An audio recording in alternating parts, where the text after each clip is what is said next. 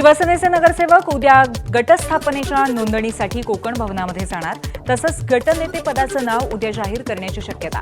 कृष्णा विश्वासराव आणि यामिनी जाधव यांच्या नावाची चर्चा। गोंदिया जिल्ह्यामध्ये मागच्या वर्षात एकूण 16 नक्षलवाद्यांचं समर्पण। नक्षलवाद्यांना आत्मसमर्पणासाठी प्रेरित केल्यामुळे पोलीस अधीक्षक गोरख भामरे आणि इतर सहकाऱ्यांचा पालकमंत्री इंद्रनील नाईकांच्या हस्ते सत्कार। भंडाऱ्यामध्ये पुनर्वसन प्रकल्पग्रस्तांनी मुंबई कोलकाता राष्ट्रीय महामार्ग रोखला। वाहनांच्या लांबच लांब रांगा। खासदार प्रशांत पडोळेंनी समजूत काढल्यानंतरही आंदोलक ऐकत नसल्यामुळे पोलिसांकडून सौम्य लाठीचार्ज। ठाण्यातल्या घंटाळी मैदान चौकामध्ये मनसेच्या वतीने शहीदांना श्रद्धांजली। मनसेचे ठाणे जिल्हाध्यक्ष अविनाश जाधव, अभिजित पानसे आणि इतर नेत्यांच्या उपस्थितीत शहीदांना श्रद्धांजली अर्पण। पुण्यातल्या दगडूशेठ गणपती ट्रस्ट मंडळाच्या वतीने 2 दिवसीय स्वदेशी शस्त्रास्त्रांचं भव्य प्रदर्शन। नागरिकांना भारतीय संरक्षण दलाची ताकद आणि स्वदेशी शस्त्र निर्मितीची क्षमता जवळून अनुभवता यावी, या प्रदर्शनामागचा हा उद्देश आहे। प्रजासत्ताक दिनी परभणी पोलिसांची कौतुकास्पद कामगिरी। चोरीला गेलेले 40 लाख किमतीचे 250 मोबाईल्स पोलिसांकडून मूळ मालकांना परत। पोलीस अधीक्षक रवींद्रसिंह परदेशी आणि अप्पर पोलीस अधीक्षक सूरज गुंजाळ यांच्या कामगिरीचं कौतुक।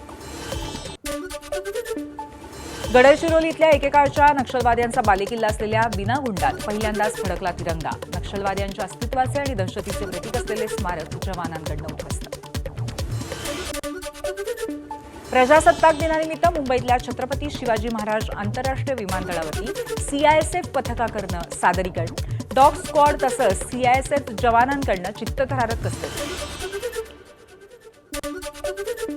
भारताच्या 77व्या प्रजासत्ताक दिनानिमित्त मुंबईच्या अरबी समुद्रात फडकला तिरंगा ध्वज। समुद्राच्या लाटांवर डोलणाऱ्या अत्याधुनिक पर्यटन नौकेवरती फडकवला देशाचा तिरंगा। यॉट ओनर्स वेलफेअर असोसिएशन यांच्या संकल्पनेतनं कार्यक्रमाचं आयोजन।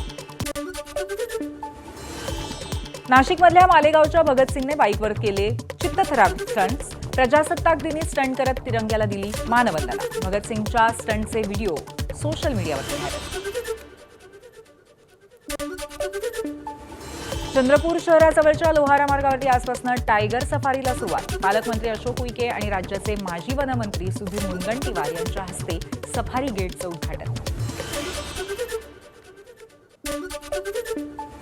सलग सुट्ट्यांमुळे दुसऱ्या दिवशीही परळीच्या ज्योतिर्लिंग वैद्यनाथच्या दर्शनासाठी भाविकांची गर्दी।